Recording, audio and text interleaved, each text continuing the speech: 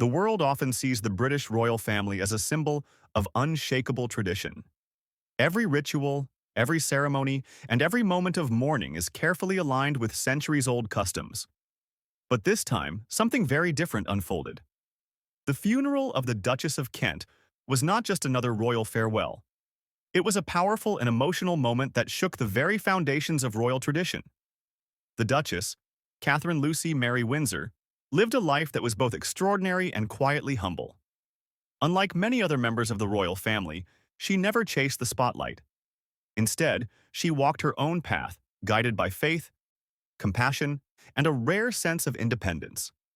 And in her final goodbye, she left behind one last statement: a funeral that looked nothing like the grand royal farewells the world is used to. For centuries, royal funerals have been marked by elaborate processions, gilded carriages, military bands, and global television broadcasts. But the Duchess of Kent chose simplicity.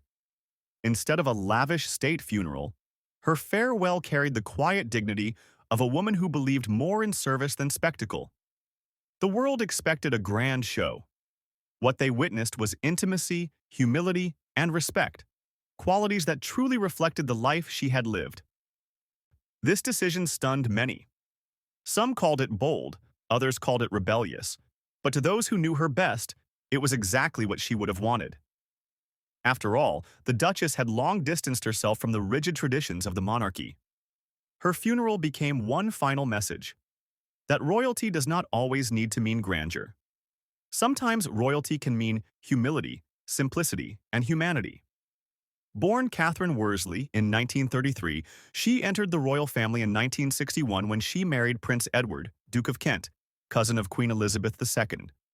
From that day forward, she carried a title that could have opened doors to endless fame and power. But unlike many others, she chose to live differently. The Duchess kept a low profile, avoiding the limelight and preferring to dedicate her life to causes close to her heart. She supported charities, education, and especially music, serving as a teacher and patron in schools. She was not the type of royal who appeared on magazine covers or commanded global headlines. She was, instead, the quiet strength behind the crown. Her faith also shaped her deeply. In 1994, the Duchess made headlines by converting to Roman Catholicism, a decision that shocked many because at that time, the royal family had strict rules about Catholicism and succession. Yet she stood firm, quietly and respectfully making her choice, proving that her beliefs mattered more to her than traditions.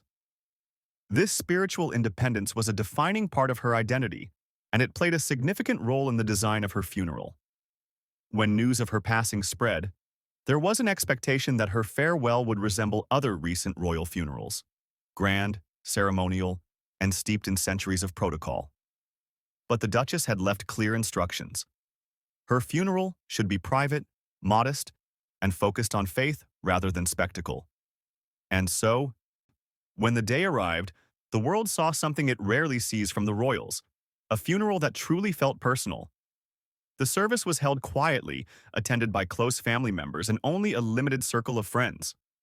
There were no grand military parades, no public processions through the streets, no large crowds waving Union Jacks. Instead, it was a spiritual farewell, led by priests and centered on prayer. This intimate setting stood in sharp contrast to the globally televised funerals of figures like Queen Elizabeth II or Princess Diana. Yet, in its simplicity, it carried a raw power that many found deeply moving. One of the most striking elements was how the Duchess's wishes overruled royal protocol. Typically, royal funerals involve specific hymns, royal guards, and processional rituals. But hers broke these traditions. The focus was on scripture, silence, and reflection. It was less about the monarchy and more about the woman herself. For once, the spotlight was not on the grandeur of the crown, but on the heart of an individual who lived with humility. Critics of the monarchy were quick to point out that perhaps this was the way forward, that the royals should be seen less as symbols of wealth and more as people with real values. Admirers of the Duchess, meanwhile, praised her courage for leaving behind a message that, even in death, she refused to conform to expectations. For her family, it was a bittersweet moment. Prince Edward, Duke of Kent, appeared deeply moved, not only as a husband saying goodbye to his wife of more than 6 decades, but also as a royal, acknowledging her quiet defiance of tradition. Their children stood by in solemn dignity, their grief evident but their pride in her choices equally clear. The ceremony was deeply rooted in her Catholic faith. Hymns chosen by the Duchess herself were sung, not for public display, but as prayers for her soul. The readings highlighted her devotion to God, her humility, and her service to others. The simplicity of the service reminded many of how she had lived her life, never demanding attention, always prioritizing meaning over image. In the days that followed, public reaction was mixed. Some felt disappointed that they could not participate in a more open farewell, as is usually the case with royal figures. Others, however, admired the authenticity. For once, it felt like a funeral for a person, not an institution, one commentator noted. And perhaps that is exactly what the Duchess wanted, to remind the world that behind every royal title lies a human being. Her passing also sparked discussions about the future of royal traditions. Will the next generation of royals continue to follow these strict ceremonial paths? Or will they, like the Duchess of Kent, begin to carve out their own identities, independent of centuries-old rules? In many ways, her funeral was not just the end of her story but the beginning of a new debate about the monarchy itself.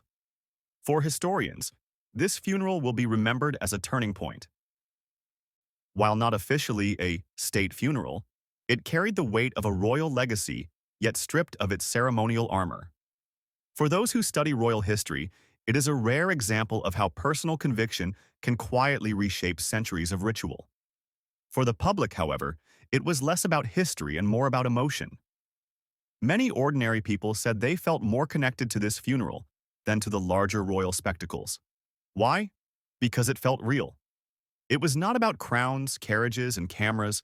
It was about family, faith, and love, the very things that resonate universally with all human beings. In the end, the Duchess of Kent left the world with a gift.